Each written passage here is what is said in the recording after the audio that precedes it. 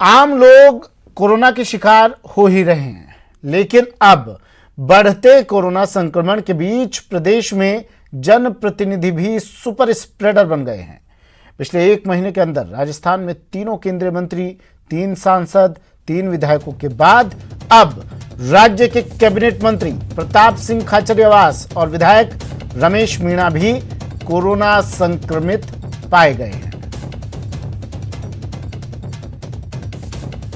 प्रदेश में 3 सांसद, 3 विधायक, 3 केंद्रीय मंत्री कोरोना पॉजिटिव पाए गए हैं। सांसद किरोड़ी लाल मीणा, राजेंद्र गहलोत भी कोरोना संक्रमित हो चुके हैं। केंद्रीय जल शक्ति मंत्री गजेंद्र सिंह शेखावत भी कोरोना से संक्रमित हो चुके हैं।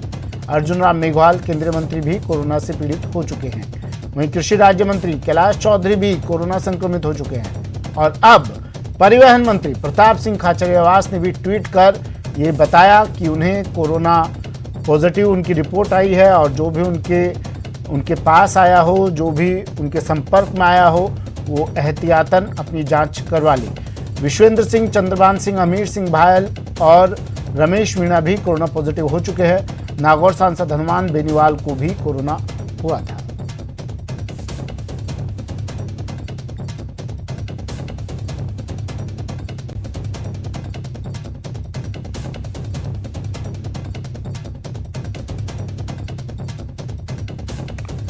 तो अब प्रताप सिंह खाचरियावास को कोरोना संक्रमित पाए गए हैं। प्रताप सिंह खाचरियावास, उनकी रिपोर्ट पॉजिटिव आई है, जिसके बाद उन्होंने एक ट्वीट किया और कहा कि जो लोग भी मेरे संपर्क में आए हैं सावधानी रखें और एक बार अपनी जांच अवश्य करवा लें। 3 सांसद, 3 विधायक और 3 केंद्रीय मंत्री कोरोना पॉजिटिव पहले ही मिल चुके हैं। सवाल यह है कि क्या ये जनप्रतिनिधि भी अब सुपर स्प्रेडर बन गए हैं? कारण पिछले दिनों हुए धरने प्रदर्शन, और उस धरना प्रदर्शन में ये कई मंत्री भी दिखाई दिए थे। सैकड़ों लोग उस धरना प्रदर्शन में थे। क्या अब वो तमाम लोग, उन्हें अपनी जांच करवानी चाहिए उन लोगों को भी अपनी जांच, क्योंकि प्रताप सिंह खाचरियावास ट्वीट कर चुके हैं और ये तस्वीरें भी आपको दिखा रहे हैं। जब 2 दिन पहले प्रदर्शन किया था, विरोध प्रदर्शन कांग्रेस की तरफ से किया गया था, केंद्र की तरफ से जो परीक्षाएं आयोजित करवाई जा रही हैं नीट और JEE की, उसको लेकर ये विरोध प्रदर्शन किया गया था। सचिन पायलट, अश्क अली टांग, कांग्रेस विधायक हमारे साथ फोन लाइन पर जुड़ गए हैं। अश्क अली साहब, स्वागत है आपका न्यूज 18 राजस्थान में। सर, सवाल हम यही पूछ रहे हैं, क्या जनप्रतिनिधि भी अब सुपर स्प्रेडर बन गए हैं? नहीं, सुपर स्प्रेडर तो नहीं बने हैं, लेकिन उनका दायित्व जो है जनता से मिलने मिलाने का है। और ऐसे में ये महामारी जो है ये उनको रोकती है, तो जनता की सेवा के लिए मिलना भी पड़ता है और प्रिकॉशन भी लेने पड़ते हैं, चाहे वो सोशल डिस्टेंसिंग के मामला हो और चाहे वो मास्क लगाने का मामला हो। ये सब प्रिकॉशन लेने के बाद में जनता जनार्दन के समस्याओं का समाधान करना, उनके लिए संघर्ष करना, ये जनप्रतिनिधि का दायित्व है। ये चुनौतीपूर्ण कार्य है और ऐसे चुनौतीपूर्ण कार्य को हमको प्रिकॉशन लेकर के ही पूरा करना है। अश्क अली साहब, परसों जो प्रदर्शन हुआ था, आप भी शामिल थे उसमें? जी सर, आपको नहीं लगता अब तमाम लोग जितने प्रदर्शन में शामिल थे उन लोगों को एक बार जांच करवा लेनी चाहिए अपनी? नहीं, बिल्कुल जांच करवानी चाहिए, इसमें क्या दिक्कत है? इसमें जांच करवाना जनहित में और जनप्रतिनिधियों की हित में ही है और वो करवाना चाहिए। आप कह रहे हैं कि जनता से मिलना जरूरी है, जनप्रतिनिधियों का, बिल्कुल साहब, मान लेते हैं बात, जनता से मिलना जरूरी है, जनता की समस्याओं को सुनना जरूरी है, उनका समाधान निकालना जरूरी है। लेकिन सर, ये सवाल देखिए, हम लगातार डिबेट कर रहे हैं इस मुद्दे को लेकर, नीट JEE को लेकर, और इसको लेकर हो रहे प्रदर्शन को लेकर भी हम सवाल पूछ रहे हैं। न्यूज 18 लगातार सवाल पूछ रहा है और परसों भी हमने संभावना जताई थी कि इतने जनप्रतिनिधि एक साथ मौजूद हैं, वो जनप्रतिनिधि जो लोगों को सिखाते हैं कि कोरोना गाइडलाइन को किस तरह से फॉलो करना है, लेकिन वो कहीं खुद फॉलो करते हुए नजर नहीं आ रहे, और अब उसका परिणाम देख लीजिए सर आप। जनता जनार्दन है, जनता को अनुरोध करना, अपील करना हमारा सबका दायित्व है। मीडिया का भी दायित्व है, जनप्रतिनिधियों का भी दायित्व है, सरकार का भी दायित्व है सामाजिक संगठनों का भी दायित्व है। ये एक महामारी कोई सरकार के स्तर पे ही इसका कंट्रोल होगा वो बात नहीं है। ये तो सबके मिलने के बाद ही इस महामारी का हम देश नहीं बल्कि अंतर्राष्ट्रीय स्तर पर मुकाबला कर सके। सर वो ठीक है, मैं आपसे सिर्फ इतना जानना चाह रहा हूं, क्या आपको नहीं लगता कि हमें कुछ प्रिकॉशंस अपनाकर चलने चाहिए थे? क्या जरूरी था वो प्रदर्शन, वो भी इस वक्त पर? अब खतरा आपको नहीं लगता कि मैं सिर्फ उस प्रदर्शन की ही बात कर रहा हूं सर आज आपसे, आपको नहीं लगता खतरा और ज्यादा बढ़ गया है? मैं आपकी बात से सहमत हूं। ठीक है सर, मैं आपकी बात से सहमत हूं। प्रिकॉशन लेके ही चलना चाहिए। ठीक है सर, शुक्रिया हमसे बात करने के लिए, जुड़ने के लिए। तो सहमत अश्क अली टांक साहब हमारी बातों से हैं, सहमत हमारे साथ जो कांग्रेस के प्रतिनिधि प्रवक्ता जुड़ते हैं वो भी दिखाई देते हैं, लेकिन जरूरी हो जाता है इस तरह के प्रदर्शन करना, सरकार के खिलाफ मोर्चा खोलना। और इन प्रदर्शनों के बाद ही अब ये रिपोर्ट आई, प्रताप सिंह खाचरियावास भी इन सैकड़ों लोगों के बीच दिखाई पड़ रहे हैं और अब उनकी कोरोना रिपोर्ट पॉजिटिव आई है।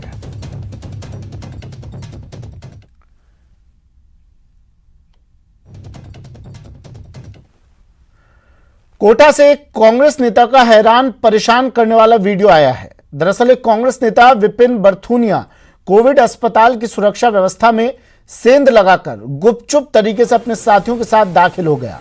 पीपीई किट पहनकर वार्ड में पहुंचे नेता ने गुपचुप तरीके से वार्ड का निरीक्षण किया और वहां मरीजों से चर्चा की। इस दौरान एक समर्थक वीडियो बनाता रहा। बरथुनिया का कहना है कि अस्पताल प्रशासन की कई कमियां सामने आई। मेडिकल कॉलेज प्राचार्य ने मामले में गंभीरता दिखाते हुए अस्पताल अधीक्षक से रिपोर्ट तलब की है।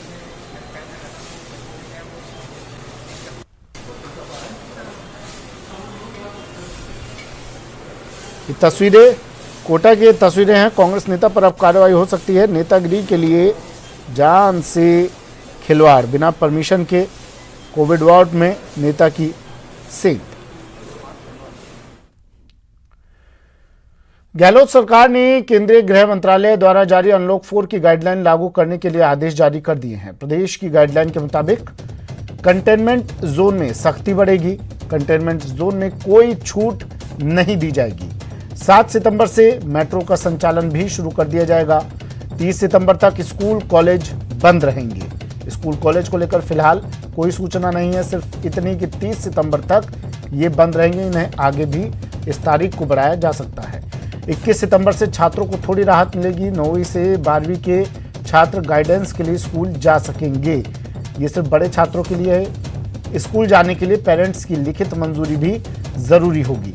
किसी भी कार्यक्रम में 50 से ज्यादा लोगों को इजाजत नहीं होगी। 30 सितंबर तक cinema hall, swimming pool, entertainment park भी बंद रहेंगे।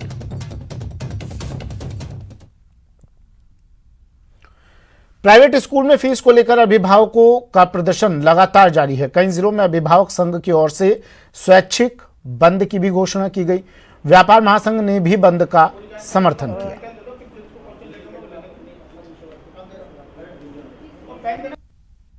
No fees, no school, no fees, no school, no fees.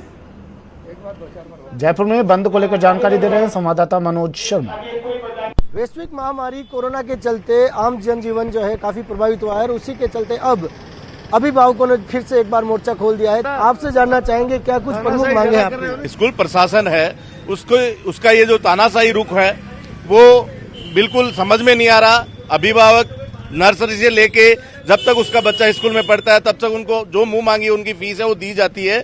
उसके खिलाफ अगर 6 महीने मांगे जा रहे हैं और 6 महीने में अगर प्रशासन समझ नहीं रहा है पीड़ा कि भाई अभिभावक की पीड़ा कम से कम उसको तो समझ में आनी चाहिए। जो एक बच्चे को शिक्षा दे रहा है उस शिक्षा के अनुरूप सिस्टम फॉलो नहीं कर रहा है। वो एक ऑनलाइन शिक्षा हो रही है।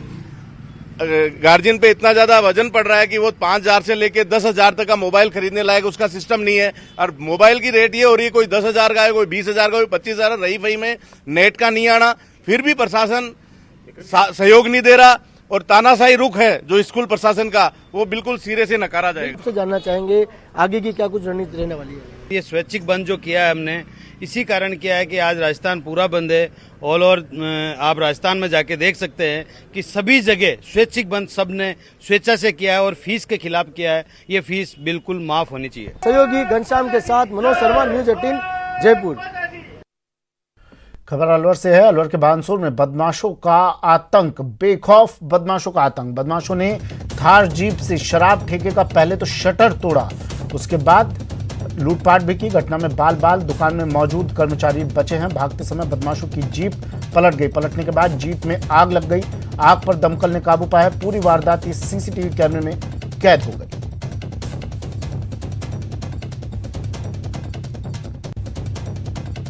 अलवर में बदमाशों का आतंक, जीप से शराब ठेके का शटर तोड़ा और इस शराब ठेके में मौजूद कर्मचारी बाल बाल इस घटना में बचा है। ये तस्वीरें आपको दिखा रहे हैं।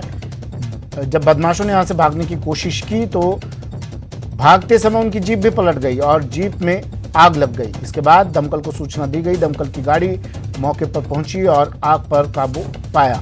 ये पूरी वारदात सीसीटीवी में कैद हो गई। ये तस्वीरें देखिए, सीसीटीवी फुटेज जिसमें बेखौफ बदमाशों की करतूत।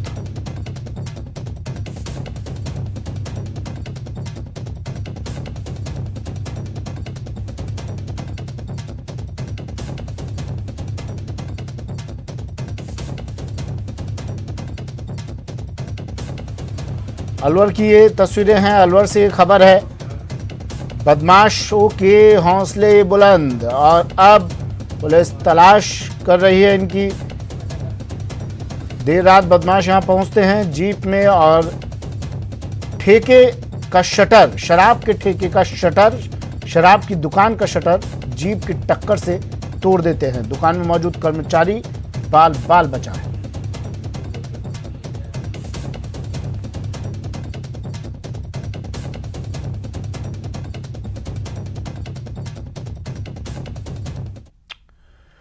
और अब बात सिंचाई की उस पद्धति की जिसे अपनाने के लिए पीएम नरेंद्र मोदी अक्सर प्रेरित करते हैं और बाड़मेर में सिंचाई के लिए उसी मटका सिंचाई पद्धति का इस्तेमाल हो रहा है। 4000 साल पुरानी पद्धति, पेड़ पौधों के लिए संजीवनी। रिसेगा मटके से पानी तो पौधा बनेगा पेड़। पर्यावरण संरक्षण के लिए नया प्रयोग। पीएम का सपना, बाड़मेर का अपना। जी हां, वही सिंचाई पद्धति जिसे अपनाने और अमल में लाने की बात पीएम नरेंद्र मोदी करते हैं, जो 4000 साल पुरानी है, लेकिन आज भी पेड़ पौधों के लिए किसी संजीवनी से कम नहीं है। और इसी पद्धति को कोरोना काल में मरुधरा अपना रहा है।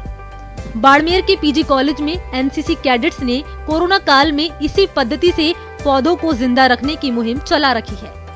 कोविड-19 की महामारी में ये बहुत ही अच्छी सार्थक साबित हुई है। इस महामारी के अंदर हमेशा तो नहीं आ सकते, तो हम लगभग 10 दिनों के अंदर कोई कैडेट या रोड रेंजर का कोई वॉयजर दल आता था और उसके अंदर पानी डाल के चला जाता था। तो फिर 10 दिनों में एक बार आना पड़ता था। तो यहाँ पानी पौधे जले नहीं हैं और अभी तक हमारा गार्डन या पौधे तो हरे भरे हुए हैं। खासकर कोविड-19 में मटका पद्धति बहुत ज़्यादा सार्थक साबित हुई है, क्योंकि ऐसे वक्त में लॉकडाउन चल रहा था तो हम घर से बाहर भी नहीं निकल सकते थे और यहाँ पौधे भी जल जाते अगर पानी नहीं देते तो। लेकिन एक जने के आने से भी यहाँ अगर पानी डाल देते थे तो 10-10 दिन तक हमें वापस पानी डालने की जरूरत नहीं पड़ती थी। अब चलिए आपको जरा समझाते हैं सिंचाई का मटका पद्धति काम करता कैसे है। पौधे के साथ मटका लगाया जाता है। पौधे को संरक्षित करने के लिए मटके का प्रयोग किया जाता है, जिसका पानी रिसकर पौधे को संरक्षित करता है। इस प्रक्रिया में 5 से 10 लीटर तक पानी की क्षमता वाले मटके को उपयोग में लाया जाता है। मटके का पानी जमीन में रिसता है, जो पौधे की जड़ों को आसपास के क्षेत्र को गीला कर पौधों को सींचता है। इस पद्धति को मटका सिंचाई पद्धति कहा जाता है। ये हमने यहाँ पर पिछले वर्ष ही एक पौधे लगाते थे, शुरुआत की थी मटका पत्ती की। ये मटका पत्ती दक्षिण अफ्रीका से शुरू हुई थी कई वर्षों पर। और इसमें हम क्या करते हैं कि हमारा जो पश्चिमी या सरहदी इलाका रेगिस्तान का, तो इसमें पानी की बहुत कमी है। तो मटके में हम पानी डालते हैं तो इसमें कोई छेद नहीं होता, बल्कि ये मिट्टी का मटका है तो पानी रिस रिस के पौधे में चला जाता है, जिससे यहाँ के पौधों को पानी मिलता रहता है और पानी की भी बचत होती है और पौधे भी फल फूल जाते हैं। कोरोना काल में इस पद्धति से बाड़मेर में बढ़ावा दिया जा रहा है और एनसीसी कैडेट्स की ये पहल सराहनीय है। बाड़मेर से न्यूज़ 18 के लिए प्रेमदान देथा की रिपोर्ट। प्रदेश भर में आज प्री डीएलएड परीक्षा आयोजित होगी। परीक्षा की सभी तैयारियां पूरी हो चुकी हैं। सभी 33 जिलों में परीक्षा आयोजित होगी। परीक्षा दोपहर 2 बजे से शाम 5 बजे तक चलेगी। बीकानेर, जयपुर और सीकर में कंट्रोल रूम बनाए गए हैं। परीक्षा में 6,69,913 अभ्यर्थी शामिल होंगे जो 3,656 परीक्षा केंद्रों पर परीक्षा देंगे।